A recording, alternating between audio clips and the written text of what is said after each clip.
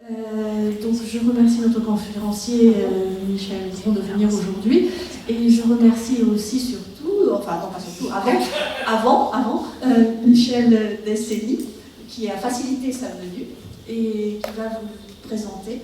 Michel est l'ex-directeur du laboratoire de physiologie des plantes à l'université de Perpignan, directeur de recherche émérite au CNRS et académicien des sciences. Donc ils se connaissent très bien et je pense que c'est à même beaucoup mieux que moi pour vous présenter. Merci Michel. Merci Anne-Marie. C'est un très grand plaisir pour moi de venir ici et de présenter mon ami et collègue Michel Dion. Donc Michel est professeur émérite à l'université d'Orsay. Je ne sais plus exactement comment ça s'appelle, Paris-Saclay. Ça change régulièrement, mais c'est pas très grave. Donc Michel a commencé sa carrière au bord de la mer, puisqu'il était au laboratoire de biologie marine de Concarneau, où il a fait sa thèse. C'est un label de l'Ifremer, ou je ne sais plus. À l'époque, c'était le Collège de France, et maintenant, c'est le musée. D'accord. À l'issue de sa thèse, il est parti, comme tout bon thésard, faire un postdoc à Genève, en Suisse, chez Jean-David Brochet, où il a travaillé sur l'algue, mais qui n'est pas très marine, puisque c'est Calinodonas renardi. Et il a réussi à rentrer au CNRS à la suite de cette affaire-là. C'est à peu près à ce moment-là qu'on a dû se rencontrer, commencer à se fréquenter. À Orsay, donc, il a été chercheur au CNRS et il a créé un petit laboratoire de phytopathologie. Donc c'est un phytopathologiste, plutôt champignon que virus ou bactéries. Et il est parti passer 2 années sabbatiques à San Diego, au Salk Institute, chez un collègue anglais, Chris Land, qui est un phytopathologiste réputé, qui malheureusement a disparu depuis quelques années. Et puis il a fait sa carrière, d'abord au CNRS, il a eu l'opportunité de prendre la direction scientifique du CIRAD. Donc là, c'est vraiment une grosse opération. Il est passé prof, alors je ne sais plus si c'est avant ou après, c'est à peu près aussi important. Il a passé 3 ans, 4 ans au CIRAD. 4 ans.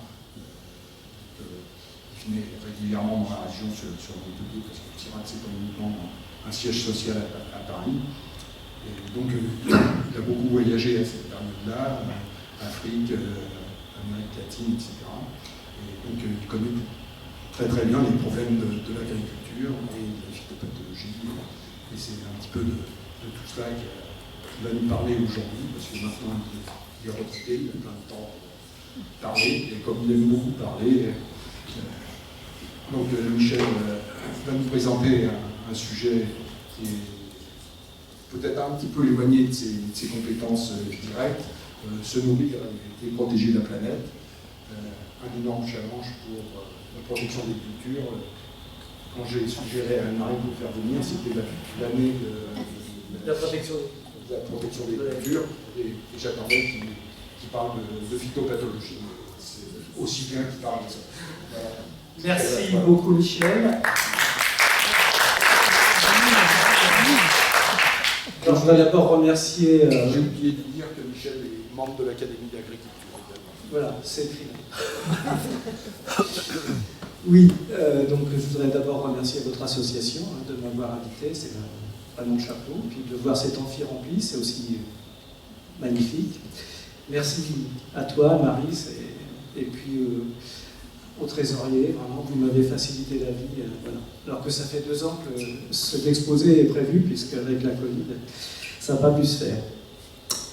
Donc, effectivement, je suis professeur émérite à l'université Paris-Saclay. Je ne sais pas si certains d'entre vous ont pris l'autoroute, la 118, qui rejoint Saclay. Vous ne pouvez pas du tout vous y retrouver. C'est une ville de 60 000 habitants. dont 40 000 étudiants, donc ça devient quelque chose d'assez phénoménal. Même nous, les vieux, on n'arrive même plus à s'y retrouver, c'était des champs avant. Et donc, je suis membre de l'Académie d'agriculture de France depuis 6 ans, et je suis secrétaire de la section production végétale. Voilà. Et donc, l'exposé que je vais vous faire aujourd'hui rentre un petit peu, comme le dit Michel tout de suite, davantage dans mes préoccupations d'académicien d'agriculture que dans ma fonction de professeur de pathologie végétale. Mais on va quand même être un peu en interface entre les deux, parce qu'à l'Académie d'agriculture, on est terriblement questionné sur quelle agriculture pour demain. D'accord ? Et c'est un petit peu de ça qu'on va discuter ensemble aujourd'hui. Hein. Je voudrais qu'on réfléchisse ensemble sur un certain nombre d'éléments qui me semblent factuels, concrets, et qu'est-ce qu'on en fait. Et bien sûr, voilà, comme il s'agissait de protection des cultures, je vais utiliser un peu la protection des cultures comme fil conducteur de mon propos. Bien, et Michel, n'oublie pas de me faire des signes, parce que comme voilà. Donc effectivement, on vit en ce moment, hein, l'espèce humaine, un véritable écartèlement. Alors ça ne date pas d'aujourd'hui, mais en ce moment, c'est effectivement particulièrement fort. Donc on parle beaucoup de l'homme et de la nature, et ça c'est un sujet qui pour moi est central. C'est-à-dire, est-ce que l'homme il est où par rapport à la nature? D'accord? Est-ce que c'est un élément parmi tous les autres éléments de la nature? Je vais revenir dessus. Ou est-ce que c'est un élément qui contrôle un certain nombre d'autres éléments pour ses bénéfices à lui? On verra que, à ma connaissance, c'est quand même beaucoup ça, encore maintenant, et depuis le néolithique. Bien, donc, effectivement, j'ai pris ce dessin de Lucky Luke, d'Astérix, pardon, donc, où, effectivement, j'ai pris 4 éléments, hein, mais il aurait pu y en avoir plein d'autres. C'est-à-dire que l'homme, aujourd'hui, est divisé entre des questions environnementales, comme le réchauffement climatique, l'affaissement de la biodiversité, et puis des éléments qui sont essentiels pour lui, s'alimenter, se nourrir, et avoir un certain nombre d'activités, aller se baigner, venir au séminaire depuis Perpignan, donc prendre sa voiture. Hein. Donc effectivement, l'espèce humaine est complètement écartelée. Dans un système écologique classique, tel qu'on l'apprend dans une unité d'enseignement d'écologie, on essaye de se rapprocher d'un certain équilibre entre tous les éléments de la chaîne trophique.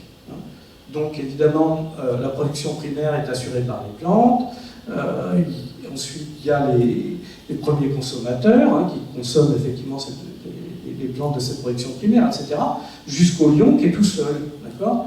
Et donc, voilà, on a un équilibre. Si l'homme est là-dedans, eh bien, il va manger. Alors lui, il est omnivore depuis quand même un grand nombre d'années. Hein. Vous savez Lucie était végétarienne, par exemple, hein, ça on le sait. Et c'est ensuite, progressivement, qu'au sein des homininés, on est devenu carnivore. On pourra y revenir, mais c'est très important pour ce que je vais raconter ensuite. Bien, donc, l'homme là-dedans, jusqu'au néolithique, eh bien, il mangeait et il était mangé. Hein, il était mangé par des super prédateurs, et puis par des prédateurs comme des virus, des bactéries, etc. etc. Hein, il était un parmi d'autres. Et ça, c'est important parce que vient de sortir un film de Cyril Dion qui essaye de réintroduire la question d'être un parmi d'autres. D'accord? Et donc ne plus avoir de médicaments, ne plus avoir de phytosanitaires, etc. etc. Hein? Comment l'homme évolue dans ce type de contexte? Bien, donc si on regarde l'homme au jour d'aujourd'hui, eh bien effectivement il est au centre, et puis en vert, il y a ce qu'il aime bien, les champignons, les cuisses de grenouille, les plantes, etc. Et puis, il y a des choses qu'il aime moins, hein, donc comme les sauterelles, hein, ou les criquets, comme les serpents pour certains. Donc en fait, il va amener un contrôle là-dessus. C'est-à-dire qu'il va favoriser certaines espèces qui lui conviennent, et il va plutôt lutter contre certaines espèces qui ne lui conviennent pas. D'accord? Bien. Donc voilà. Ça, c'est un point que j'estime capital. Et récemment, en cherchant des informations pour ce séminaire, c'est des choses que je savais déjà, mais que je n'avais pas forcément intégrées dans ma tête. Au jour d'aujourd'hui, là je parle devant vous, on est 7 milliards 200 millions d'habitants. Au même moment, en ce moment, il y a 9700 espèces d'oiseaux dans la vie faune terrestre. Et ça représente 50 milliards d'individus. D'accord? Et l'homme a domestiqué un certain nombre d'espèces, dont le poulet. Au jour d'aujourd'hui, vivent 65 milliards de poulets domestiqués, améliorés génétiquement par l'homme, essentiellement pour la nourriture humaine. Donc ça veut dire qu'il y a plus de poulets en ce moment à la surface de la planète qu'il y a d'oiseaux sauvages.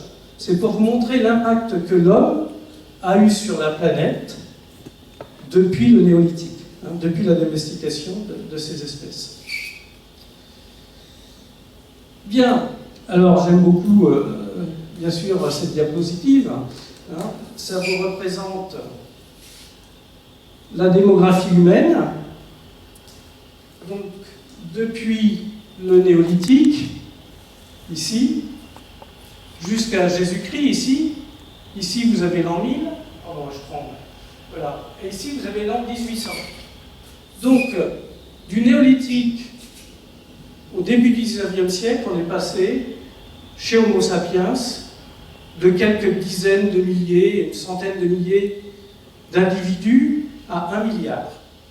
Et depuis 1800, on est passé de 1 à 7 milliards et on va atteindre, vous verrez la dernière diapositive, on gagne à peu près 1 milliard tous les 10 ans en ce moment. D'accord? Donc on va atteindre 10 milliards en 2050. Bon, le plateau, on pourra discuter après de la démographie, le plateau a tendance à diminuer, mais effectivement, alors pourquoi en fait une telle explosion démographique de l'espèce humaine?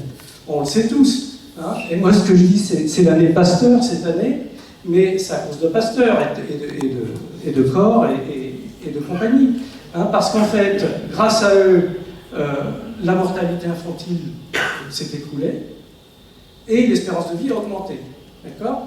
Donc évidemment, ça crée ce différentiel. Écoute, je crois que c'est ton truc là. Voilà. Ah si. Donc c'est ce qui est expliqué ici, c'est-à-dire que lorsque la natalité, donc la mortalité infantile, vous la diminuez et que l'espérance de vie, vous l'augmentez, il y a une période pendant laquelle il y a beaucoup plus de personnes qui vivent. Voilà. Donc c'est ce qui se passe. Et comme l'espérance de vie continue à augmenter, en tout cas dans nos pays, donc c'est ce qui explique, avec des jeunes qui existent encore, heureusement, qui vivent encore et qui ont des enfants, on sait que, arithmétiquement parlant, on ne peut pas bloquer les choses, à moins de s'y prendre comme peut-être Poutine, malheureusement, et d'assassiner les gens, ou des maladies, hein, donc infectieuses, etc. Donc on va passer à 10 milliards d'habitants en 2050. Bien. Donc effectivement, c'est une vraie question dont j'estime qu'il ne faut jamais l'oublier. Donc effectivement, au paléolithique, bon après ça ne s'est pas fait d'un coup, hein, mais l'homme appartenait en fait à l'écosystème. Bien sûr, il a affiné des flèches, etc. Donc il a innové par rapport à d'autres espèces animales, hein, grâce à l'augmentation de son cerveau. Et on sait que ce sont les protéines animales qu'il consommait qui ont participé, en fait, à effectivement aider au développement du cerveau et à la construction de ce que j'appellerais une intelligence, donc qui lui a permis de donner plus la position, effectivement, droite, qui lui a permis de dominer un petit peu son environnement. Ceci dit, jusque-là, il vivait parmi ce qui existait, c'est-à-dire qu'il se nourrissait de ce qui vivait, que ce soit des végétaux, puisqu'il mangeait encore des végétaux, ou des animaux. Hein, donc il se déplaçait, il chassait, etc. Donc au néolithique, donc, il y a à peu près, ça varie hein, selon les datations, bon, aux alentours de 12 000 ans avant maintenant. Donc effectivement, les hommes, dans le croissant fertile, mais pas seulement, ont commencé à considérer qu'il y avait des espèces, notamment des céréales, qu'ils pouvaient intensifier. Donc ils ont commencé, donc comme ça, à faire des procédures de sélection sur les meilleurs individus. Et donc là, vous avez la datation de la domestication d'un certain nombre d'espèces animales en haut et végétales en bas. Et vous pouvez remarquer que dans les 3 grands centres de domestication, que sont bien sûr le Levant, que sont bien sûr l'Asie avec le riz, et l'Amérique centrale et latine avec le maïs, la domestication s'est faite en fait en 4 à 5 000 ans, entre moins 12 000 et moins 8 000, d'accord, à peu près. Bien, et donc, lié à ça, vous avez eu une explosion démographique déjà à l'époque. Moi, je vous ai montré en fait une courbe exponentielle qui était vraiment centrée sur la période 1800-2000, pour que vous voyez bien cette augmentation considérable de population. Mais déjà à l'époque, il y a eu des débuts d'accumulation, d'augmentation de population. Bien, et donc là j'en viens à la question d'aujourd'hui, c'est quelle agriculture on veut, d'accord ? Soit on fonctionne en permaculture ou en agriculture biologique. Si vous voulez travailler en permaculture ou en agriculture biologique, ça veut dire que tout le monde se remet au taf, d'accord ? Voilà, il faut être dans la parcelle, d'accord ? Donc il faut du monde. Voilà. Soit, si vous n'avez pas de main-d'œuvre, et c'est le cas, on va le voir plus tard, mais les jeunes sont finalement très peu à vouloir reprendre les exploitations, et donc à ce moment-là, vous passez en grande culture. Et donc la grande culture, c'est là, effectivement, qu'on doit avoir débat. Est-ce que la grande culture est forcément mauvaise? D'accord? Est-ce qu'on peut faire de la grande culture qui respecte l'environnement?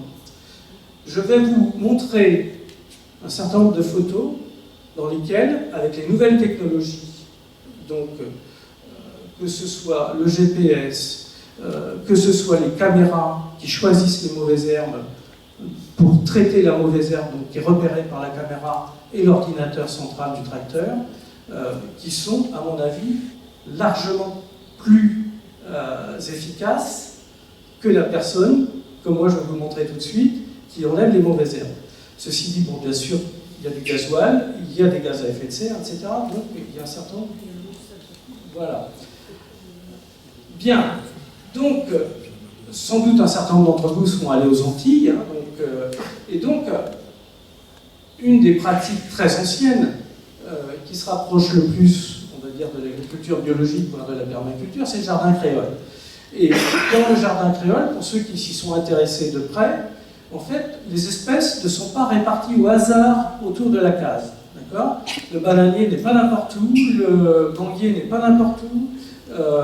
Et donc, en fait, il y a eu, au cours des dizaines et des dizaines d'années, des observations qui ont fait que les habitants ont observé que certaines espèces côtoyaient plus facilement d'autres que certaines, notamment les tubercules, qui sont très consommés, donc bien sûr, par les populations antillaises et créoles, donc ne vont pas être, par exemple, à côté des bananiers, parce qu'en fait, il y a des parasites qui leur sont communs. Bien, alors, lorsque vous êtes en jardin créole, il y a en général dans la case une ou deux personnes qui s'occupent du jardin en permanence, ce n'est pas des grandes surfaces, donc on est vraiment là sur de la main-d'œuvre locale. Bien, au jour d'aujourd'hui, un repas sur deux pour la tranche 18-40 ans est pris donc, dans la consommation rapide. Donc, et si vous regardez les tranches là, donc les 18-24 ans, on est à 82%, etc. etc. Bon, ceux qui ont notre âge, évidemment, on y va beaucoup moins. Bien, donc, si vous allez chez McDo, c'est 4 millions, en France, c'est 4 millions de Big Mac par jour. D'accord ? Donc, ça veut dire des céréales, ça. Et ils sont très exigeants sur les variétés de blé qu'ils utilisent. Donc ça veut dire qu'il faut produire pour nourrir ces gens-là. Il faut produire. Et comme eux, ils ne sont pas dans la parcelle, ils sont comme cette jeune femme, d'accord ? donc une geek qui mange de la pizza devant son ordi hein, et des frites.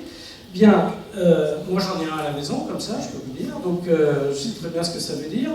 Et donc, je ne se préoccupe pas effectivement d'où vient la nourriture, comment ils sont nourris, mais il faut qu'ils soient nourris.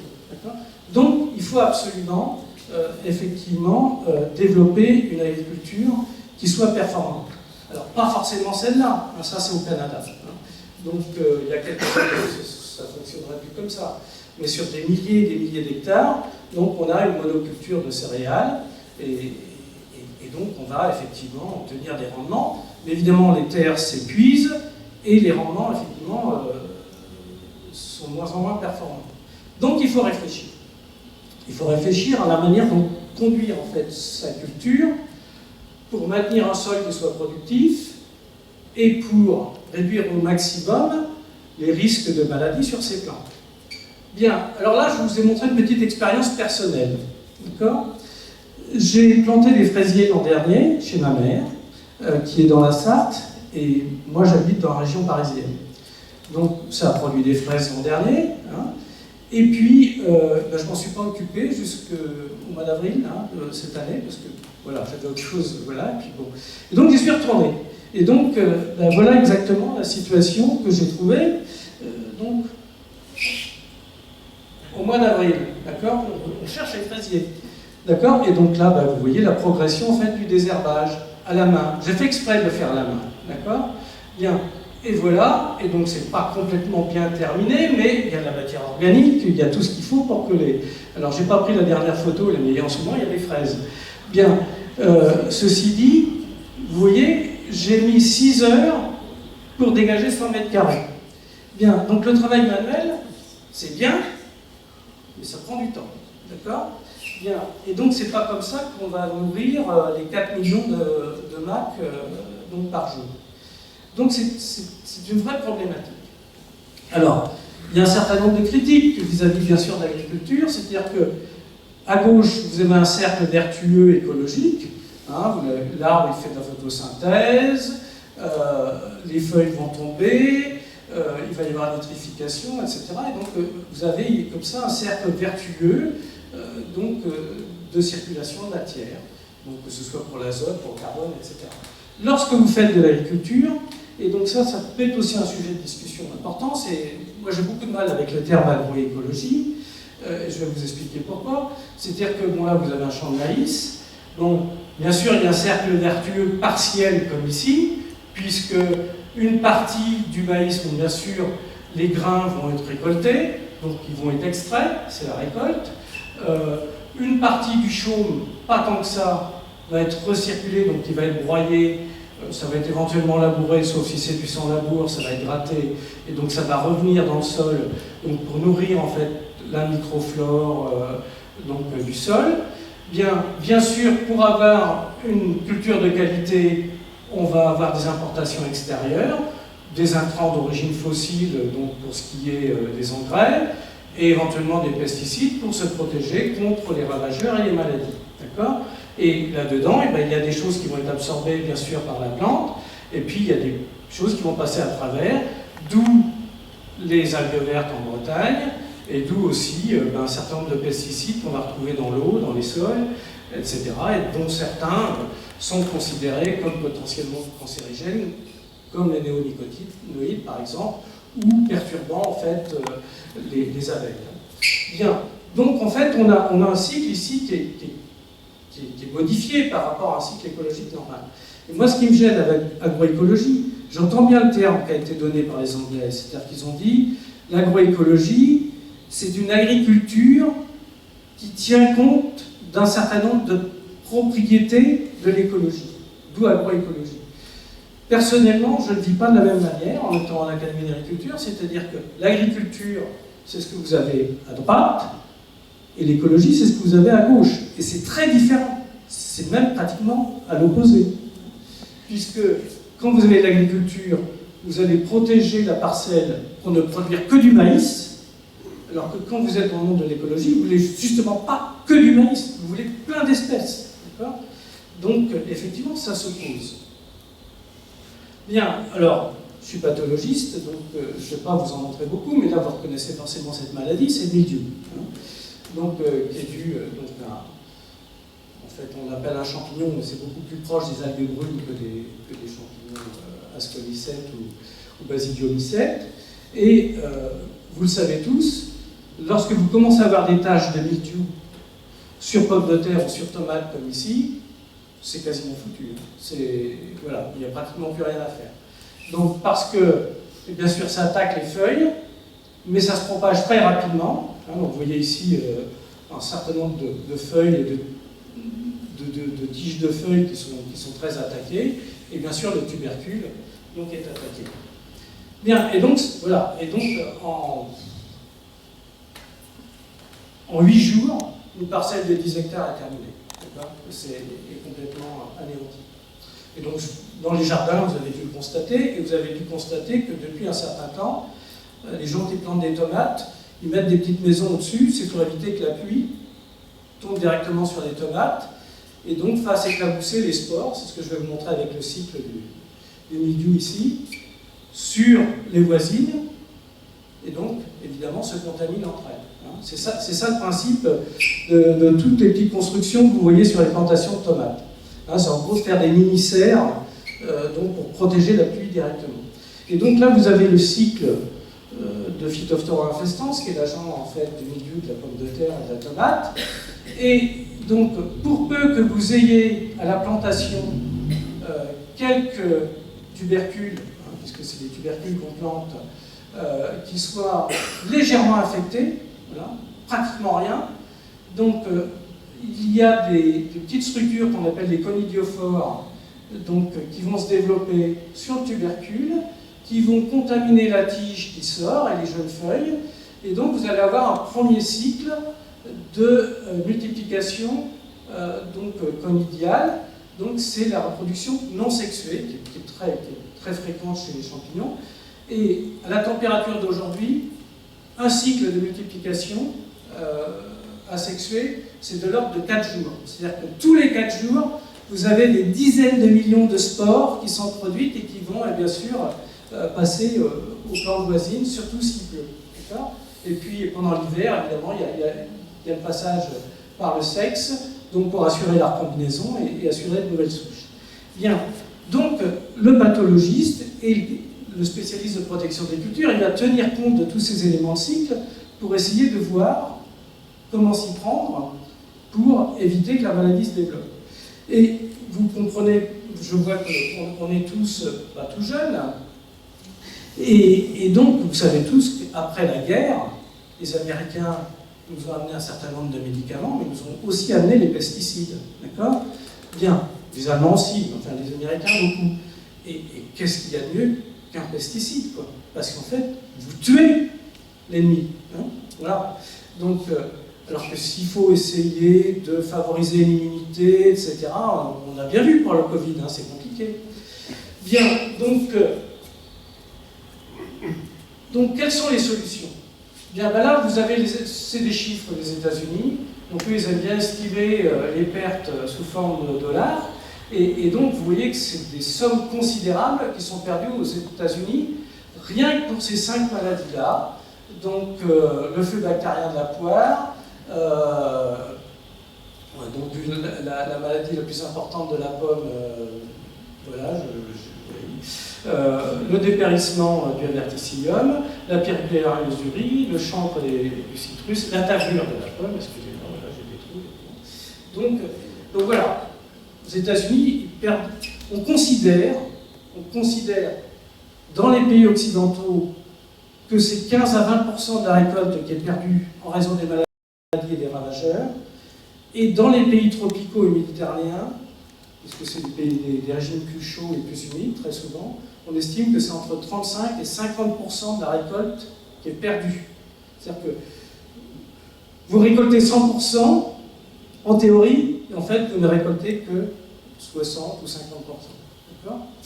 Donc, et ça, moi, c'est ce qui m'inquiète, c'est que c'était déjà fait en 1960, et c'est toujours pas en 2022. Donc, pas de progrès. D'accord?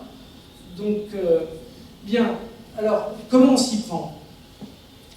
En France, on est relativement bon parce qu'on a mis en place un certain nombre d'outils, donc qui sont des outils régaliens, hein, qui dépendent des préfectures et bien sûr de l'État. Donc pour la prévention, la surveillance du territoire. Donc par exemple ici, vous avez une maladie dont vous avez peut-être entendu parler, donc qui est le dépérissement de l'olivier. Hein, c'est une maladie qui est arrivée il n'y a pas très longtemps, donc il y a 7-8 ans, qui est arrivée en Italie à cause de caféiers qui avaient été introduits en fait par un pépiniériste qui ne s'est pas rendu compte, enfin qui n'a pas fait les tests de diagnostic en fait de toutes les maladies sur les caféiers qu'il avait rentrés. C'était des caféiers pour l'horticulture, pour les particuliers, et donc dessus il y avait cette bactérie. Cette bactérie attaque aussi l'olivier, et donc elle est passée sur olivier dans le sud de l'Italie, et pratiquement tous les oliviers du sud de l'Italie, entre Rome et Naples, là, et tout ce qui est en dessous, ils sont fusillés. Ils sont tous morts. Donc effectivement, ce que vous allez mettre en place, c'est des systèmes de surveillance, donc qui sont obligatoires pour certains, et d'autres qui sont plutôt conseillés. Et donc là, vous allez avoir passage en fait de conseillers, de techniciens sur le terrain, et qui vont surveiller des parcelles pour voir si en fait Xylella est présent. Donc ils vont faire des prélèvements et ils vont analyser au laboratoire. Donc si dans ces prélèvements, alors maintenant on a les tests ADN, s'ils trouvent de l'ADN de Xylella. D'accord ? Bien. Et donc on va surveiller comme ça des pépinières, on va surveiller des magasins hein, qui vendent des produits végétaux, on va surveiller le vignoble et puis donc toutes les cultures, etc., etc.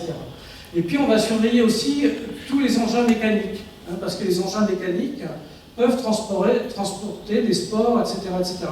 Donc la surveillance, et donc à partir de là on va générer des bases de données, donc qu'on va exploiter, qu'on va surveiller, et donc sur lesquelles on va avoir des données statistiques pour voir ce qui rentre ou ce qui ne rentre pas sur le territoire.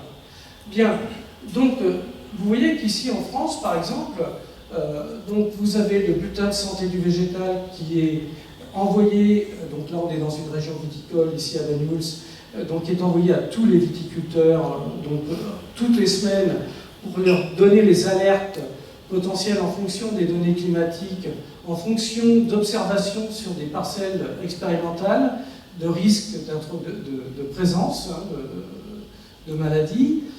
Ensuite, on fait très attention aux effets non intentionnels des traitements phytosanitaires, que ce soit sur les humains, bien entendu, parce qu'il y a quand même quelques risques, hein, bien entendu, ou que ce soit, bien sûr, sur les bon, si je prends le vignoble, par exemple, sur les cèpes.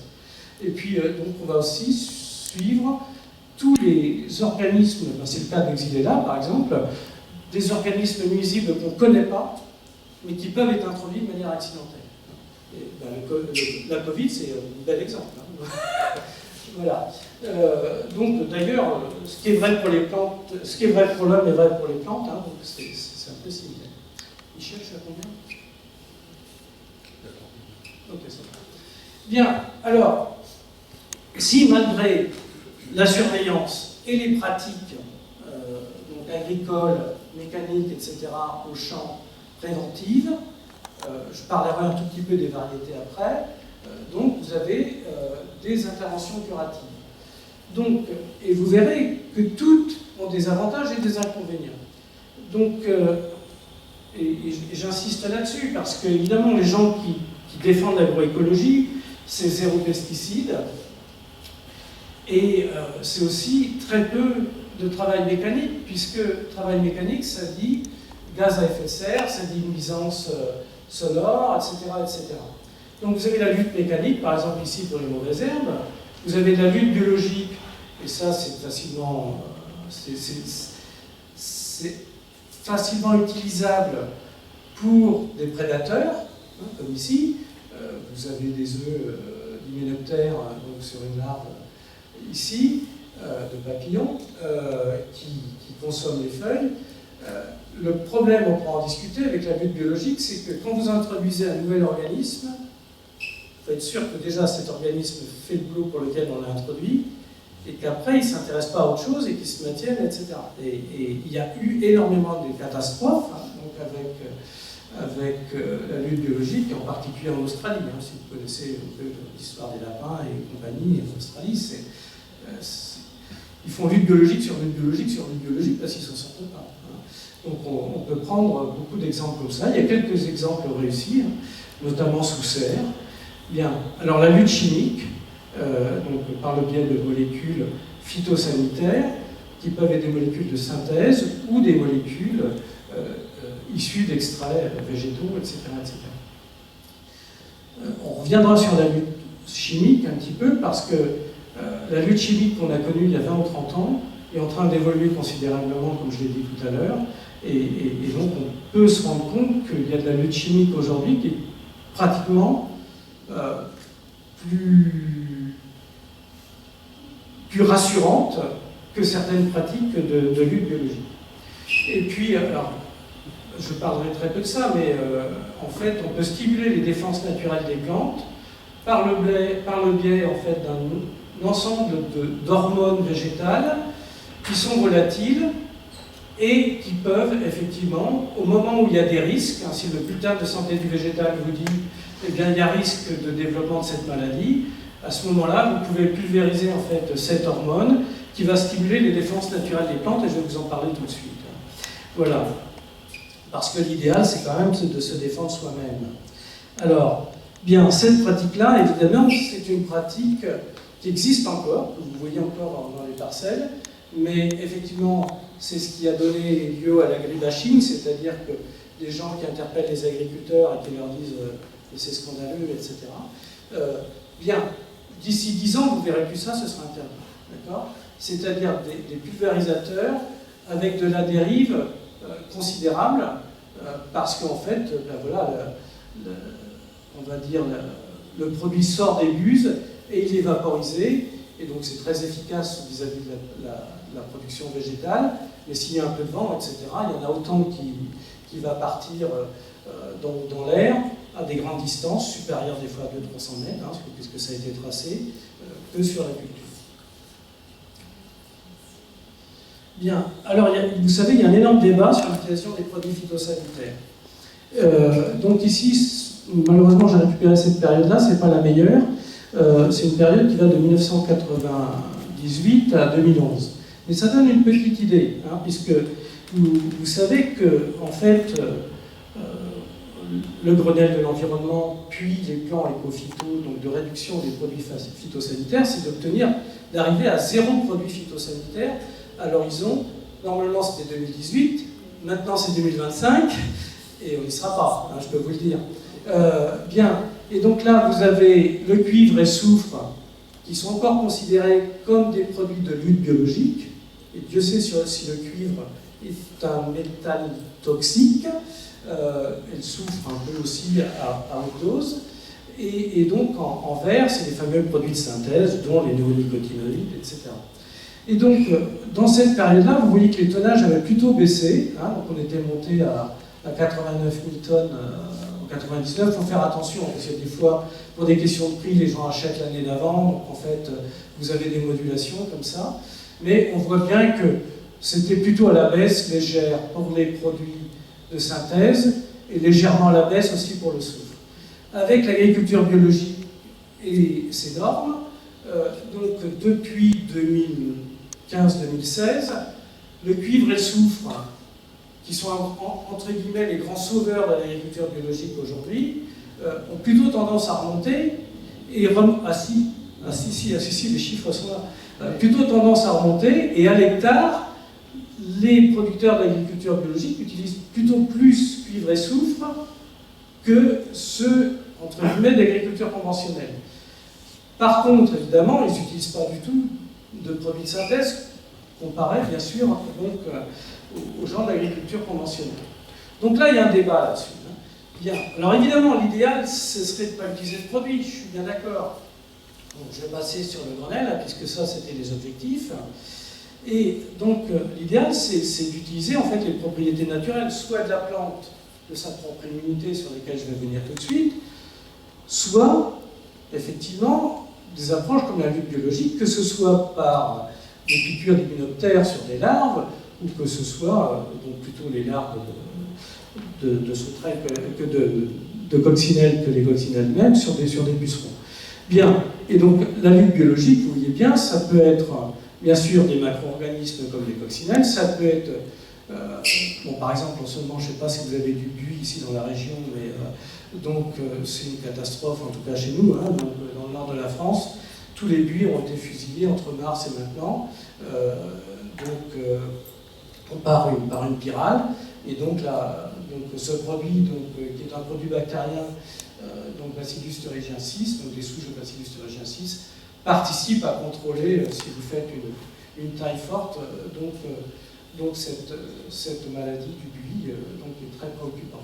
Vous avez des médiateurs chimiques, hein, c'est-à-dire que vous pouvez attirer les mâles et donc les éviter de rencontrer les femelles, etc. Donc il y a tout un ensemble d'outils qu'on gère relativement bien. Enfin, moi, ma famille est propriétaire de vergers dans la Sarthe, hein, de vergers agricoles, et je trouve que sur le contrôle des ravageurs, ça se passe plutôt bien, avec les mésanges, etc., ça se passe plutôt bien. Ce qu'il y a, c'est les maladies fongiques, les maladies virales et les maladies bactériennes, bien entendu, qui sont beaucoup plus compliquées à contrôler. Bien, alors, nous, on a un système immunitaire, hein, les humains, les vertébrés, mammifères, et les plantes, elles ont aussi un système qui leur est propre pour se défendre contre les parasites. Bien. Donc, en fait, pour faire simple, parce que c'est plus compliqué que ça, les plantes sont dotées à la surface de leur membrane plasmique et de leur paroi, de détecteurs de molécules parasites. Voilà. Donc, c'est le système clé-serrure qu'on connaît bien pour le système immunitaire chez l'humain. Et donc, les parasites sécrètent un certain nombre de molécules chimiques, souvent c'est des petits peptides, en fait, qui leur permettent d'explorer leur environnement. D'accord ? Bien, ces molécules-là, qu'on appelle les effecteurs, vont être reconnues par ces serrures, hein, qui sont des protéines transmembranaires, et qui sont en fait des récepteurs kinases, pour ceux qui connaissent un petit peu. Et donc, lorsque le contact se fait, ça excite le système, hein, et donc ça génère un courant par le biais d'un système de kinase, et donc ce système de transduction, le signal, va permettre d'activer la transcription d'un certain nombre de gènes dans le noyau dans lequel il y a les chromosomes de la cellule végétale, et à partir de là, les transcrits, certains d'entre eux sont directement impliqués dans l'immunité de la cellule végétale vis-à-vis d'autres pathogènes qui peuvent arriver par ailleurs. Donc il y a une première ligne de défense ici, et puis il y en a une deuxième ici. D'accord ? Et vous voyez que cette ligne de défense-là, elle est constitutive, parce que la cellule présente en fait ces détecteurs, donc ces RLK, en permanence, et donc c'est eux qui surveillent en fait les effecteurs qui viennent des parasites, et la deuxième ligne de défense, elle est induite, et elle dépend de la première. Bien sûr, les parasites, hein, c'est le principe de la reine rouge, c'est qu'ils ne vont pas se laisser faire, ils participent à la chaîne trophique, hein, au même titre que la plante et que nous. Et donc, il y a un certain nombre d'agents pathogènes qui, les réplicase faisant des erreurs, vont accumuler des mutations, et ces mutations vont permettre à de nouveaux effecteurs d'inhiber, par exemple, la chaîne de MAP kinase, si bien que les gènes ici ne sont pas activés, que ça, c'est pas produit, et le parasite va gagner. D'accord ? Donc, il y a un système comme ça, et donc c'est la raison pour laquelle vous avez des maladies. Et même si vous avez la résistance à une maladie aujourd'hui, je ne sais pas, au milieu de la ligne, par exemple, il est possible que dans 5 ans, cette résistance-là sera contournée par une souche parasite, souvenez-vous des fameuses souches du Covid, là récemment, à nouveau, donc, qui va contourner cette résistance, et donc votre plante, qui est la même, sera malade, d'accord, alors qu'elle était résistante. Bien, donc, ici vous avez un exemple de résistance génétique. Alors, un certain nombre des déterminants génétiques de cette résistance sont uniques dans le génome. D'accord? Donc, ça veut dire que quand vous les croisez, eh bien, le descendant, il est résistant. Et puis après, ça va s'égréger donc, selon les lois de Mendel. Hein, donc, c'est ça le principe de la résistance monogénique. Et ici, vous avez, c'est une résistance à un virus. Ici, vous avez une plante qui est résistante. Ici, vous avez, pour une souche donnée, vous avez une plante qui est sensible. D'accord? Bien. Donc, les généticiens sélectionneurs, très longtemps, eh bien, ils ont fait ça. C'est-à-dire qu'ils ont puisé, c'est chez la tomate, ils ont puisé dans la biodiversité de la tomate, ils ont regardé dans cette biodiversité s'il y avait des individus qui étaient résistants à la maladie qu'on veut tester, et puis à partir de là, ils ont croisé avec une tomate qui est gustative, enfin qui est de la qualité gustative que l'on recherche, et donc ils ont transféré comme ça, hein, par une série de rétrocroisements, la résistance dans cette nouvelle variété. Et vous avez des milliers de variétés d'espèces cultivées, qu'on consomme, etc., qui ont été construites comme ça depuis 1910 à peu près. Bien. Donc, moi je ne vais pas parler de transgénèse aujourd'hui, hein, c'est juste le principe de construction de variétés résistantes. Bien. Vous avez vu qu'une fois qu'elles sont résistantes, elles ne sont pas résistantes et vitam aeternam. D'accord? Et plus il y a de pression de sélection parasite, et plus la durée de la résistance tombe. Et sur un certain nombre de... Je ne sais pas si vous avez entendu parler, mais il y a 2 ans, il y avait la jaunisse sur la betterave. La jaunisse, c'est une maladie virale qui est transmise par puceron. Cette année, il y a de la rouge jaune sur le blé. Donc, on a sans arrêt, comme ça, des résistances qui tombent. Donc, après, ça veut dire qu'il faut gérer, en fait, ces variétés dans l'espace, dans le temps, etc., pour essayer de faire durer les résistances le plus longtemps possible. C'est ce qu'on appelle la durabilité. Alors, bon, il y a un nouveau système dont vous avez forcément entendu parler, c'est le microbiote. Hein, vous savez que notre poids de bactéries est supérieur à notre poids nous-mêmes. Donc, bien sûr, les plantes aussi ont un microbiote, certains microbiotes dans leur système racinaire, mais aussi un microbiote dans la tige, mais aussi un microbiote à l'extérieur, à l'intérieur des feuilles. Et ce microbiote, il interagit avec différentes fonctions de la plante, et notamment l'activation des résistances vis-à-vis des agents pathogènes. En fait, ils servent un petit peu comme ce que je vous ai montré, les MAP-kinases de tout à l'heure, c'est-à-dire qu'ils vont activer des gènes donc, dans les cellules pour se préserver, donc il va donner de l'immunité finalement à distance vis-à-vis d'un certain nombre de parasites. Bien, tout ça, je suis près de la fin, tout ça, ça a permis d'augmenter le rendement. D'accord? Bien. Donc, là, ici, vous avez les rendements donc en blé en France moyens en 1920, juste après la guerre. Et vous voyez que c'est donc en 1960, avec l'apparition des nouvelles variétés, bon, il n'y a pas que la résistance, hein, il y a aussi tout ce qui a été fait pour favoriser l'azote, donc l'appréhension de l'azote, etc. Et donc, tout ça, en fait, ça a servi au développement de la plante et au remplissement du grain. Et donc, on est passé d'une moyenne, on va dire, de 20 à 25 quintaux hectares. Mais les maladies comptaient quand même pour beaucoup. Et avec, effectivement, j'ose dire le mot, pesticides, hein, qui ont participé, il n'y a pas que, mais qui ont participé, en fait, on arrive à des rendements aujourd'hui de l'ordre de 70 à 80 quintaux hectares sur certains blés, pas tous, meuniers, etc. Donc on arrive sur des bons sols, etc., à des rendements importants. Et si vous comparez donc blé et maïs, vous voyez en fait que la croissance a été assez parallèle.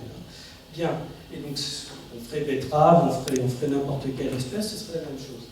Donc ce que je veux vous montrer par là, c'est que en même moment où la population humaine s'est multipliée par 7, la production végétale et animale a suivi. Et jusqu'à quand? D'accord? Donc, par exemple, ici, et donc il y a eu des conséquences à ça, évidemment, puisque, vous voyez aussi en parallèle, ici, l'augmentation des températures, voilà, donc à partir de 1950. Vous avez ici, donc en parallèle, l'augmentation de la population et le nombre d'extinctions d'espèces, biodiversité.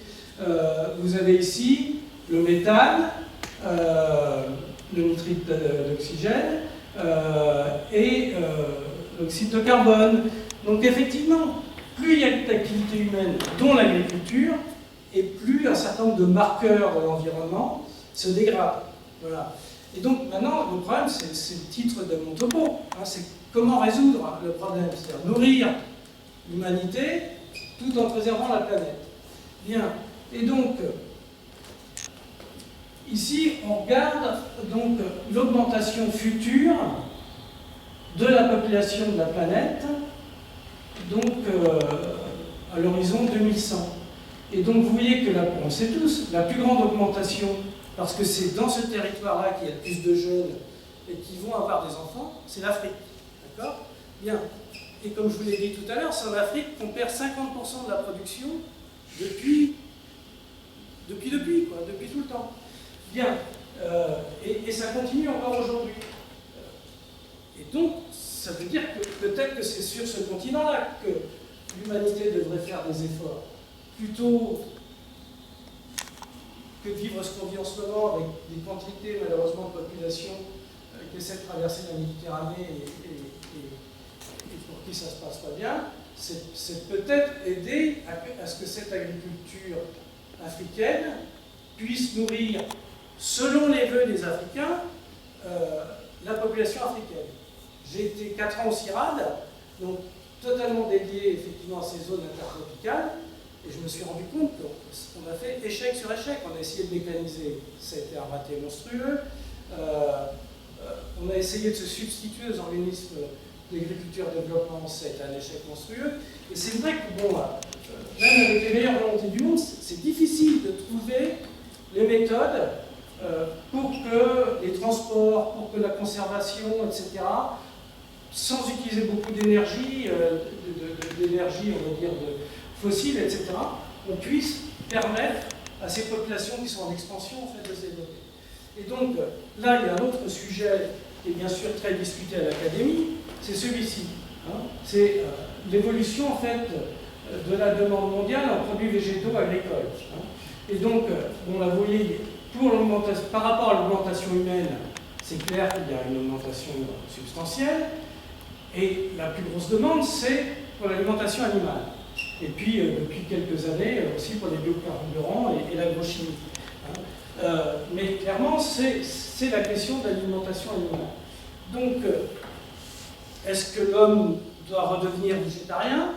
Certains le sont. Hein. Donc, vous connaissez certaines populations indiennes qui vont jusqu'à balayer devant eux pour ne pas effectivement tuer un animal, et qui ont des espérances de vie tout à fait correctes. Il faut se poser un certain nombre de questions. Ceci dit, ne plus réduire la population animale, quand je vous dis qu'on a 65 milliards de poulets et qu'on a quelques milliards de bovins et quelques dizaines de milliards de porcins, c'est vrai que je suis d'accord qu'on peut considérer cela. Moi qui suis allé beaucoup en Chine, vous savez que la consommation par individu en Chine de protéines animales a considérablement augmenté et elle continue.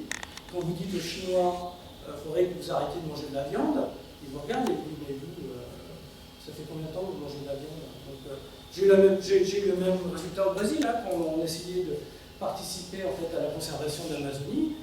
Les Brésiliens, le ministre brésilien de l'Agriculture m'a regardé, il m'a dit, monsieur Long, vous aviez de la forêt, vous, en France, là? Au 19e siècle, vous n'aviez plus un hectare quasiment en forêt. Hein. Donc, laissez-nous faire ce qu'on veut, mais chez nous. Donc, c'est très compliqué. Et je trouve qu'on ne tient pas assez compte du comportement humain, notamment lorsqu'on parle d'agroécologie, etc. C'est qu'on veut absolument que nos idées puissent effectivement être mises en œuvre par tout le monde. En fait, il y a beaucoup de résistance. Voilà. Donc, quand je vois, par exemple, à côté de chez moi, en Bretagne, parce que j'ai une petite maison secondaire en Bretagne, il n'y a pas une heure de la journée où je n'entends pas une tondeuse, une souffleuse, une débroussailleuse, etc. Et ça, bah, c'est du gaz, c'est du dioxyde de carbone, c'est des gaz à effet de serre, etc. Bien, donc je vous termine. Donc, alors, pour ce qui est de la protection des cultures, parce que c'était quand même assez central dans mon discours, c'est en fait, il ne faudra s'empêcher aucune pratique. C'est ça mon discours. D'accord? C'est-à-dire que moi, je ne suis pas pour les pesticides. Voilà. Mon père, oui. Non, pardon, excuse-moi. Oui, je ne suis pas pour les pesticides. Voilà. Mais lorsqu'on est dans une situation où on ne peut pas faire autrement, il ne faut pas s'en empêcher. Parce que ça peut avoir des conséquences sur des années et des années. Donc en fait, il faut réfléchir. C'est pour ça qu'il faut un conseil éclairé auprès des agriculteurs qui sont souvent déjà très éclairés. Et donc, travailler localement, dans le temps et dans l'espace, en fonction des situations. Bien sûr, travailler au maximum sur le potentiel génétique en fait, des variétés, mais vous l'avez vu, ce n'est pas universel. Donc il faut accompagner cette résistance génétique avec des possibilités de stimulation de défense des plantes, avec de l'agriculture biologique, du biocontrôle lorsque c'est possible, avec des pratiques agricoles, du mécanisme, etc. Et comme ça, je pense qu'on arrivera plus ou moins à résoudre la quadrature du cercle, même si ça continuera à coûter, parce qu'on est beaucoup d'humains, c'est évident. Bien, alors, la dernière partie de mon topo, c'est comment on organise la planète, d'accord? Sachant qu'on est 20 milliards d'habitants, on va manger, on va continuer à s'habiller, on va continuer donc à avoir un certain nombre d'exploitation, de mécanismes d'exploitation de notre environnement. Qu'est-ce qu'on fait? Donc, vous avez cette approche maintenant qui est très à la mode, c'est de dire, eh bien, il y a des espaces de la planète qui vont être occupés par les humains, et d'autres qui seront occupés par les écosystèmes naturels, et dans lesquels l'humain n'ira pas. D'accord? Donc, et donc, il y a une bagarre, là, c'est de dire, est-ce que l'humain est capable d'être assez raisonnable pour partager la planète avec le reste de la nature, ou est-ce qu'il en est incapable? D'accord? Donc, c'est ce que les Anglais appellent land sharing, partager, ou land sparing, c'est-à-dire chacun de son côté. Bien, donc ce petit dessin, c'est ce qu'il explique. Et donc, évidemment, soit vous vivez comme Elon Musk, hein, vous vous permettez d'aller dans l'espace, etc., vous consommez de l'énergie. Là, il suffit qu'on soit 300 000 sur la planète, hein, c'est bon, hein, on a déjà complètement détruit la planète. Soit vous êtes comme un Jain indien dont je viens de parler, et donc vous ne mangez que des végétaux, vous faites attention à ne pas écraser les petites fourmis qui sont devant vous, etc. Vous avez un petit voile devant la bouche pour éviter de manger des pucerons ou quoi que ce soit. Soit vous êtes comme la jeune femme que j'ai montrée tout à l'heure, un geek devant son ordi et donc qui ne s'occupe pas de savoir s'il y a des végétaux du moment qu'il arrive à se nourrir en même temps qu'il travaille. Ou soit vous êtes quelqu'un d'à peu près équilibré comme cette maman et sa petite fille, et donc vous avez un équilibre qui respecte, entre guillemets, on va dire, la nature, et vous vous habillez, vous vivez normalement. Mais on pourrait penser que c'est la quatrième solution qui correspond à tout le monde. On est loin de ça. On est très loin de ça. D'accord ? Donc, il y a des gens qui ont commencé à faire des modèles, et je vais être assez court là-dessus, hein, mais de voir au niveau productivité agricole, alimentation de l'humanité, protection de la nature, limitation de l'augmentation de la température, réaugmentation de la biodiversité, etc., etc. Quels sont les meilleurs systèmes en fait, d'organisation de l'espace? Et donc, je vais passer vite parce que vous voyez, vous pouvez effectivement ça, ça ici c'est sharing, d'accord? Donc tout ce qui est vert, c'est ce qui est bien sûr la nature, et tout ce qui est rouge, c'est bien sûr l'humain et les pratiques agricoles intensives, etc. Donc soit vous faites sparing, donc vous réunissez la nature d'un côté, et comme il y a beaucoup d'humains, voilà, puis vous pouvez rééquilibrer ça. Bien. Donc ça, c'est ma dernière diapositive. Donc ce qu'il faut remarquer, c'est qu'effectivement, hein, c'est ce que je vous disais tout à l'heure, il faut... c'est ça. Il faut, pour 1 milliard d'habitants, voilà, alors c'est ça. C'est le 9e milliard d'habitants, il sera atteint en 26 ans. D'accord ? Voilà. Si on continue au rythme où on est. Donc évidemment, à chaque fois qu'il y a 1 milliard d'habitants en plus, ça fait beaucoup de nourriture en plus, ça fait beaucoup de consommation d'énergie en plus. Ça fait... Donc voilà, il faut réfléchir en fait à une multidimension. Et donc ici, ben, vous voyez aussi d'autres préoccupations, hein, c'est la main-d'œuvre agricole. C'est-à-dire que la population rurale mondiale a fait ça, alors que la population urbaine a fait ça. Alors peut-être que le Covid va aider à ce que les urbains aillent à la campagne, mais ce serait pour travailler à la campagne, ce serait pas pour embêter les agriculteurs. Voilà, je vous remercie. Hein, j'ai essayé de cerner le sujet globalement et je suis prêt à répondre à vos questions. Merci.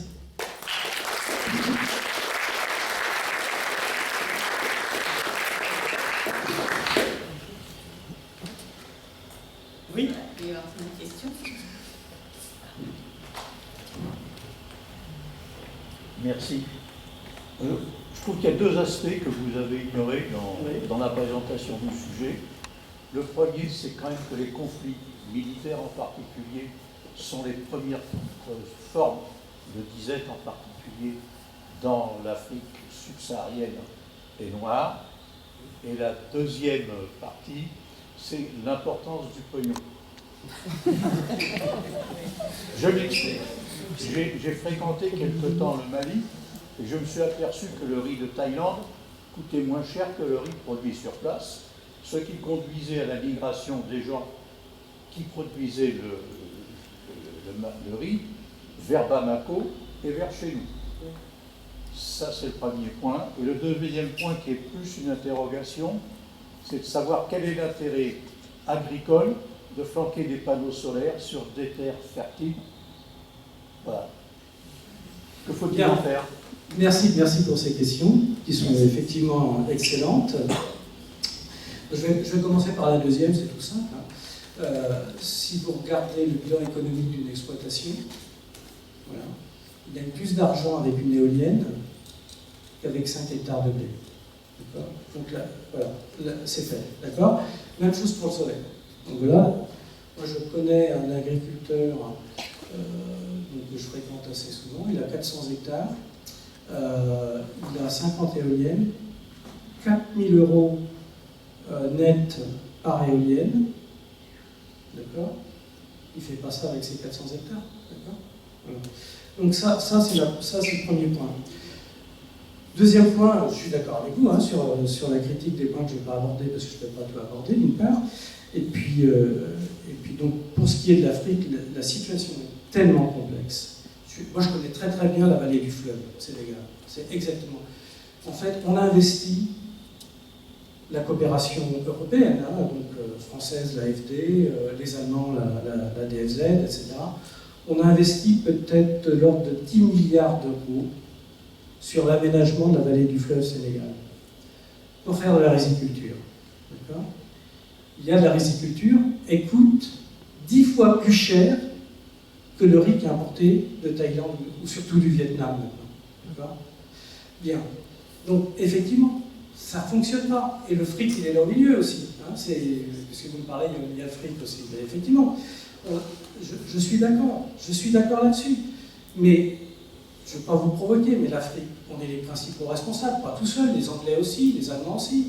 Hein. Et les Africains aussi. Et les Africains aussi. Et parce que aussi, c'est des Africains que nous, on a formés. Hein, d'accord ? Donc, il y a des gens très très bien en Afrique, autant qu'ici. Ce qu'il y a, c'est qu'effectivement, les infrastructures, les structures politiques et sociales n'arrivent pas à se mettre en place par rapport à l'organisation villageoise, on va dire, de la population africaine. Et donc, effectivement, on les fait utiliser les mêmes modèles que nous, à tout point de vue. Et ça ne marche pas. Ça ne marche pas. Sauf le portable. Pardon ? Sauf le portable. Tu as raison, sauf le portable. Mais comme quoi, tu as raison, c'est un vrai bon exemple. C'est-à-dire qu'il y a certaines...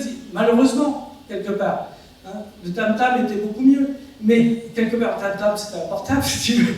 Mais c'est vrai, il y a des innovations comme ça, mais tu vois, c'est tellement facile. Ici, voilà. Ils ont juste l'appareil à avoir dans la main, tu vois. Tout le reste, le réseau, tout ça, ça leur échappe. Tu vois. Et c'est... Je tutoie facilement, hein, pardon, mais voilà, le premier là.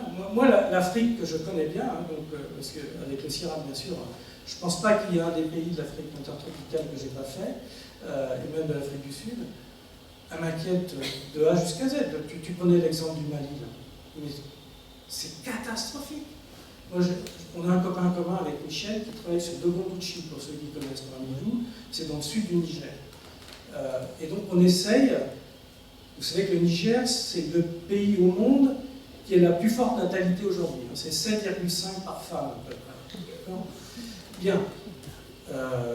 Et donc, si vous voulez, de manière non militaire, pour reprendre ce que tu dis, aboutir à ce que, en fait, le planning familial participe à une réduction, quelque part, qui semble celle pour les Africains de réduction de la démographie, je suis très prudent, il faut absolument que les femmes occupent une autre place dans le système. Et donc, en fait, ce qu'on fait avec Dogondouchi, c'est très compliqué avec l'AFD, etc., c'est d'essayer d'implanter des petits périmètres irrigués, puisqu'ils ont une nappe profonde dans le sud du Niger, de mettre en place des petits périmètres irrigués qui soient autogérés par des groupes de femmes. Ça marche, mais si tu veux, voilà, ça va marcher aujourd'hui si tu donnes les semences aux femmes. Mais qui va multiplier les semences? Souvent, c'est des sociétés sur lesquelles tu ne peux pas avoir confiance. Et donc, les femmes vont se retrouver sans semences, etc., etc. On n'arrive pas à entretenir le cycle. C'est terrible.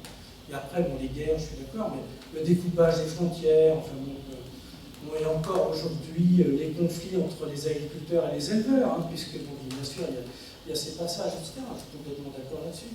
Complètement. Oui, bonsoir. Bonsoir. Je voulais revenir quand même sur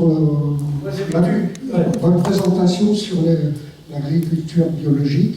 Or, je pense qu'à l'heure actuelle, avec le réchauffement climatique et tout ce qui se passe, l'autonomie alimentaire, il faut revenir à des pratiques, effectivement, qui soient bio. Alors, c'est vrai que vous présentez un peu l'agriculture biologique comme étant un peu en marge. Or, bon, il existe des grandes exploitations en bio. Il y a des gens qui ont 500 hectares de céréales sans problème en bio. Et après, bon, voilà, il y a une nécessité à passer au bio parce que les sols s'épuisent, on s'aperçoit qu'on est obligé d'amener de plus en plus d'engrais. Et c'est vrai que si la recherche allait dans le sens de la biologie, enfin de l'agriculture biologique, c'est vrai que le terme agrobiologie, c'est vraiment... Tu es d'accord? C'est pas le bon terme. Voilà. Mais il y a vraiment des choses... Après, c'est vrai que avoir une agriculture biologique développée, ça demande aussi un petit peu ce que vous avez montré, c'est-à-dire une réflexion sur la sobriété des consommateurs. De ne pas vouloir de tomates en décembre, il y a plein de choses comme ça. Effectivement, donc, tout ce que vous avez dit sur l'élevage, qui prend la moitié des ressources agricoles qui sont catastrophiques, parce qu'on s'aperçoit que ça met un petit peu... ça donne des possibilités de déforestation ailleurs sur d'autres pays. Mais avec le soja et l'huile de palme, on est responsable de tout ce qui se passe. Absolument. Et donc, tout ça, si on arrivait à justement aller vers une agriculture biologique conséquente, ben, ça peut... Alors écoute, on a un énorme débat à l'Académie d'agriculture sur ces questions-là. C'est la raison pour laquelle je le traite ici. À l'Académie d'agriculture, depuis 15 ans, l'Académie d'agriculture est divisée en sections. D'accord? Donc, moi, je suis secrétaire de la section production végétale. Il y a une section forêt et plantation forestière, etc. Et il y en a une qui a été mise en place il y a 15 ans, c'est agriculture et environnement. Je dirais qu'en ce moment, c'est plutôt écologie politique, environnement contre l'agriculture, cette section.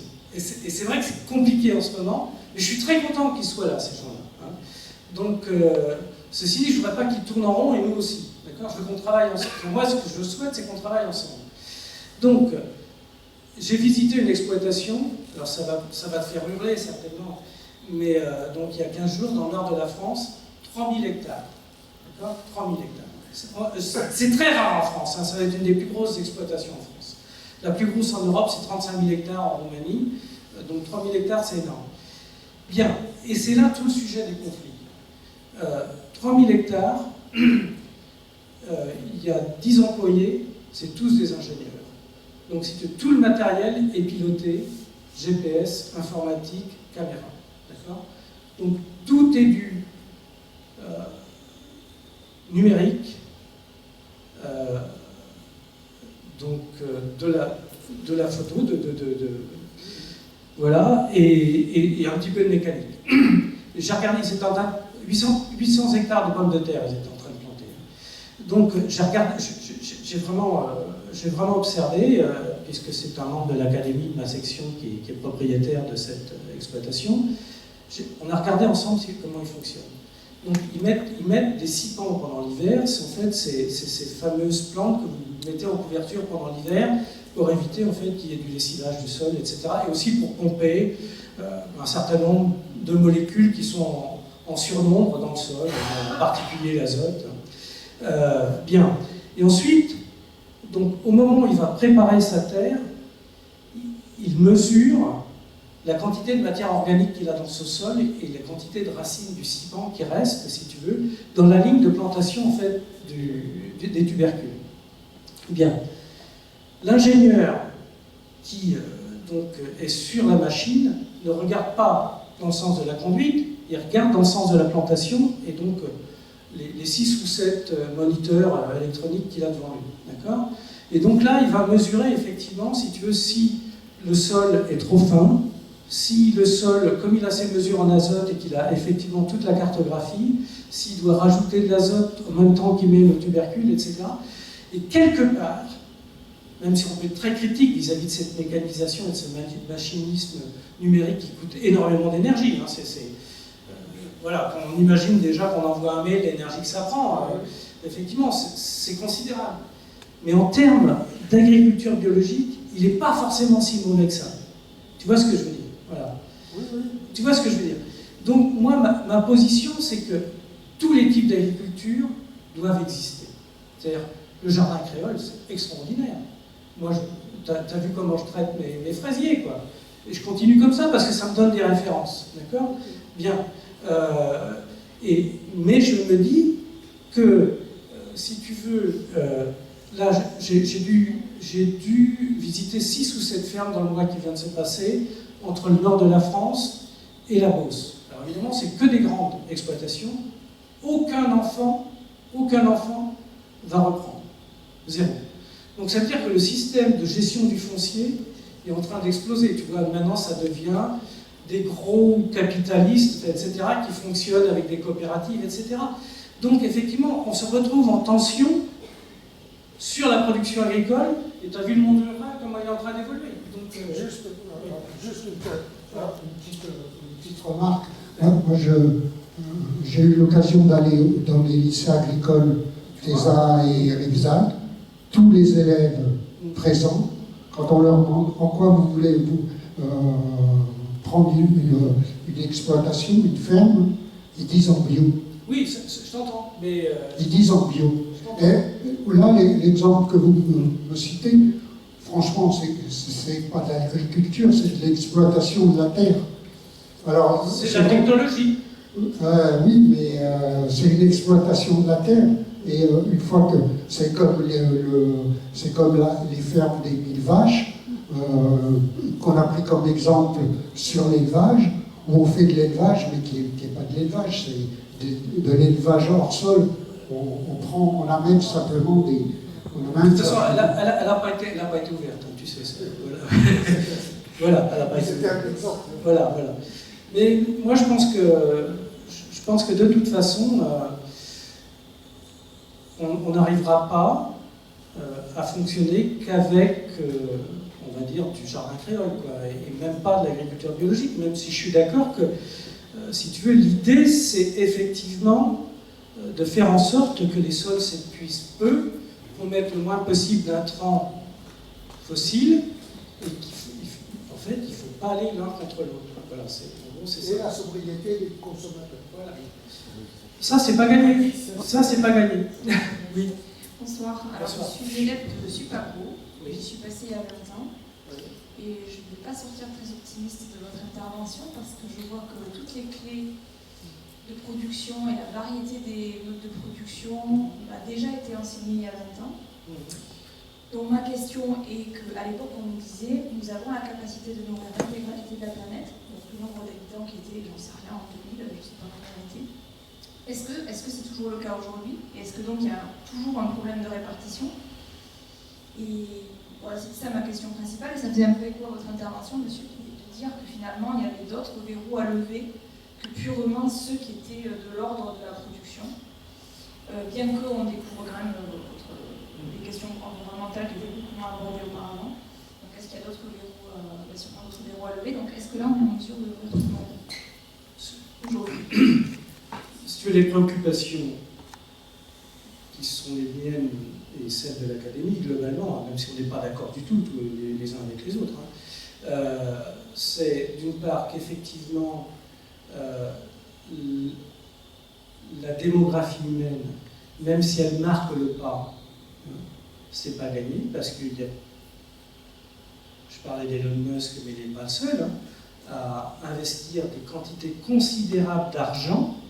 On sait peu ça, d'accord? Mais sur le vieillissement de l'homme.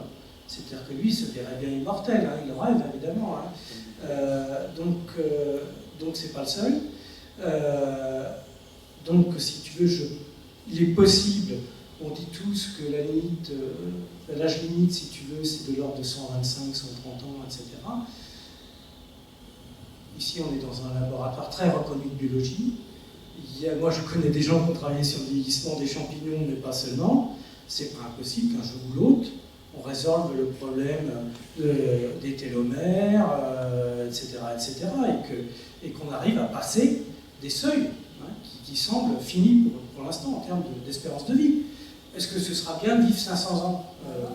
Je ne suis pas certain, parce que là, il y aura plusieurs générations en même temps. Mais c'est pas fait. Et comme tu le disais tout à l'heure, pour le Mali, c'est que quand tu regardes les épisodes de guerre ou de pandémie, donc la guerre 14-18 avec la grippe espagnole en a été un très bon exemple, il y a de l'ordre de 40 millions d'habitants minimum qui sont décédés en très peu de temps. Eh bien, c'est les années qu'on suivi, ça a été les années maximales de naissance par femme en France. Donc il y a un rebond systématique. Donc c'est pas gagné. Pardon? Ce n'est pas la solution. C'est pas la solution. Je dis ça avec beaucoup d'ironie. Oui, tu as raison. Donc moi, ce que je vois, j'entends bien ce que tu dis, c'est-à-dire qu'effectivement, ceux qui veulent aller vers l'agriculture d'aujourd'hui vont trouver plus de sens vers une agriculture où ils sont en extérieur, où ils vivent la terre. Voilà.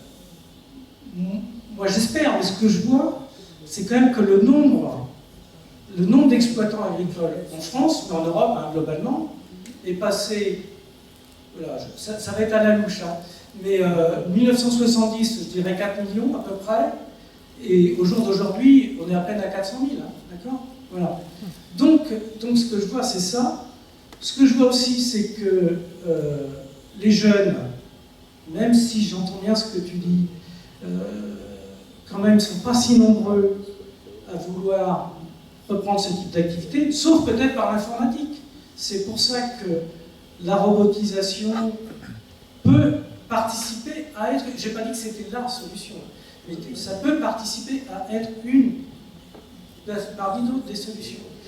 Une autre solution, on aura une séance, alors à l'Académie d'agriculture de France, je vais faire comme fait Anne-Marie de la pub, il y a une page web, vous faites Académie d'agriculture de France, il y a une page web, et donc on a une chaîne YouTube, comme tout le monde, Et donc, toutes les séances qui ont lieu tous les mercredis sont en direct et sont maintenues aussi longtemps que possible. Et la dernière, de mercredi dernier, m'a beaucoup intéressé parce que c'était sur l'agroécologie et c'était coordonné par la section écologie, environnement, agriculture. Voilà. Et donc, effectivement, par exemple, Denis Couvet, qui faisait la conclusion, disait mais moi, je suis prêt à ouvrir une séance dans laquelle on mettra en opposition l'agroécologie telle que j'entends que tu m'entends et l'agriculture numérique, génétique, technologique, etc., machinisme, etc. Je plébiscite une séance comme ça. Parce qu'effectivement, il faut essayer de réfléchir. Je pense que la solution sera forcément au milieu. Voilà, et la pêche, la pêche, c'est un problème. Moi, la maison secondaire que l'on a, elle est à côté d'Erquy. Erquy, c'est la coquille Saint-Jacques. C'est extraordinaire ce qu'ils ont fait depuis 20 ou 30 ans pour maintenir la ressource. Ce qui n'est pas le cas en Méditerranée, par exemple. Et de la coquille Saint-Jacques, vous avez tous les ans les mêmes quotas, tout le temps. Bien. Oui. Anne-Marie. Peut-être encore mieux vous poser la question qu'Élodie posait à l'instant, c'est oui, est-ce que le problème est plus un problème de répartition ou d'autres comportements qu'un problème de production actuellement au jour d'aujourd'hui? Si tu veux, oui, excuse-moi, je n'ai pas vraiment répondu à ta question. C'est vrai. C'est pour ça que je la repère. C'est vrai. Merci Anne-Marie. C'est un peu les deux, si tu veux, pour moi. D'accord? Si tu veux, dans les pays occidentaux, tels que la France, je pense qu'on va s'en sortir sans problème. D'une part, parce qu'en ce moment, on n'a pas une démographie galopante. Voilà, on a un peu d'immigration, etc., mais c'est pas considérable. Effectivement, il y a beaucoup de gens, 15% je crois en ce moment à l'agriculture bio à peu près. Donc, même si là, elle souffre un peu en ce moment d'un point de vue économique, mais 15%, donc je pense qu'effectivement, on va arriver à un équilibre entre guillemets, de l'agriculture conventionnelle, avec une réduction quand même des intrants pesticides, c'est obligatoire, et même des intrants azotés, parce que quand vous voyez le prix de l'azote au jour d'aujourd'hui, c'est très très élevé. Donc effectivement, ça va se raisonner, d'accord? Là où je suis plus inquiet, c'est bien sûr sur l'Afrique, sur l'Asie, parce que si vous prenez la Chine, par exemple, en termes de répartition, la Chine est en train de se nourrir où en ce moment? D'accord? Elle se nourrit dans l'Est de l'Afrique, elle se nourrit au Brésil, elle se nourrit en Argentine. Alors ça fait vivre ces pays-là, mais si tu veux en termes de transport, en termes d'équilibre, etc., ça ne fonctionne pas. Globalement, ça ne fonctionne pas. Voilà. Là, on est en train de se fermer avec la Russie. Voilà. Donc, si tu veux, la Russie, c'est en termes de surface cultivable potentielle, avec le réchauffement climatique, même si tout ne sera pas exploitable, je crois que c'est à peu près l'équivalent d'un quart de la surface agricole utile potentielle. Tu vois? Donc effectivement, c'est compliqué. Moi, pour les pays occidentaux au jour d'aujourd'hui, et là, comme tu as fait l'école, l'agro, tu sais me parler tout de suite, ce à quoi je crois, c'est l'agriculture urbaine. Voilà. Et ça peut choquer, mais c'est tout ce qui est production de protéines, de sucre, etc., par fermentation. Voilà.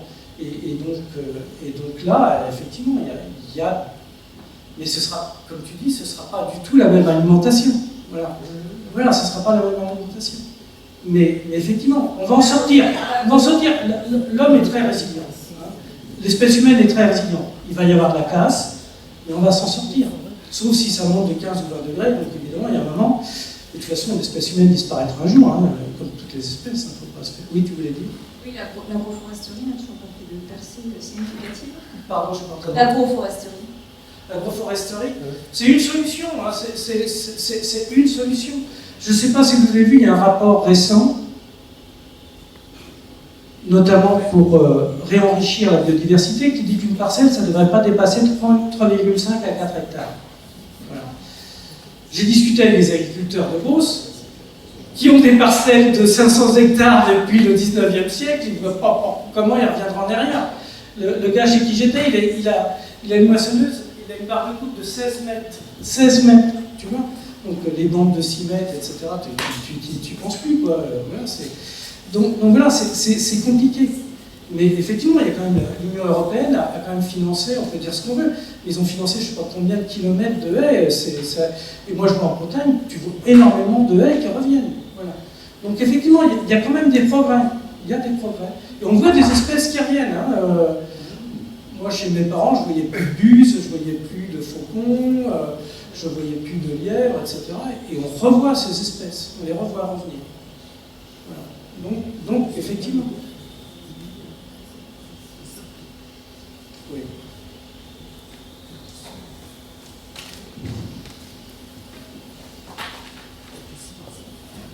Bonsoir, merci beaucoup. J'avais juste une petite question, je suis très inquiet, parce qu'il paraît qu'il y a un virus qui s'attaque aux bananes Cavendish. Oui. Est-ce que c'est vrai? Est-ce qu'ils ont trouvé quelque chose pour l'éradiquer? Alors effectivement, c'est une très grande amie à moi qui travaille dessus, qui s'appelle Marilyn Carbana au CIRAD à Montpellier. Bien, c'est le Banana Stunt Virus, okay. BSV. C'est un virus à ADN et qui a une propriété, comme les rétrovirus humains, c'est qu'il, par le biais d'une enzyme, à partir de l'ARN, il fabrique de l'ADN qui s'intègre dans le génome de la banane. D'accord? Et une fois qu'il est dans le génome de la banane, il peut rester très longtemps silencieux, très sage. Voilà. Ok? Et puis, ils s'en sont aperçus lorsqu'ils ont fait des bananes issues de culture in vitro. En passant par la culture in vitro, ils ont réactivé l'excision de l'ADN du virus qui était dans le génome. Sur un des génotypes, hein, parce que la banane, c'est un trichoïde. Et donc effectivement, alors si vous avez suivi l'histoire, c'est une vieille histoire en CIRAD, ça a coûté très cher au CIRAD en procès, parce qu'en fait, on a planté 1000 hectares de cette variété de bananes à partir de culture in vitro en Martinique. On a dû tout arracher au bout de 3 ans. D'accord? Voilà. Et en fait, effectivement, c'est ça. C'est-à-dire qu'il y a des stress qui font que l'ADN complet du virus, qui est silencieux dans le génome de la banane, est excisé et coupé et reprend son cycle viral normal. D'accord? Il se réencapside, etc. Et donc c'est vrai. Et donc là, ils sont en train de travailler sur des variétés résistantes au virus. Et donc, c'est un petit peu ce que je vous ai montré tout à l'heure, c'est-à-dire qui empêche en fait le virus de s'exciser dans tous les systèmes de stress qu'ils ont utilisés. Mais c'est typique au Cavendish ou c'est pour toutes les espèces? Pour ce qu'on sait, c'est typique à la Cavendish en raison d'un de ces deux génomes. Voilà. Donc c'est mondial. C'est mondial, ouais, c'est mondial. Et on a trouvé ça aussi sur la tomate. Hein. Voilà. Donc c'est pas seulement chez la banane. Mais effectivement, Marilyn a fait un travail extraordinaire aussi. Merci beaucoup. De rien. Oui. Merci. Merci à vous. Merci Michel.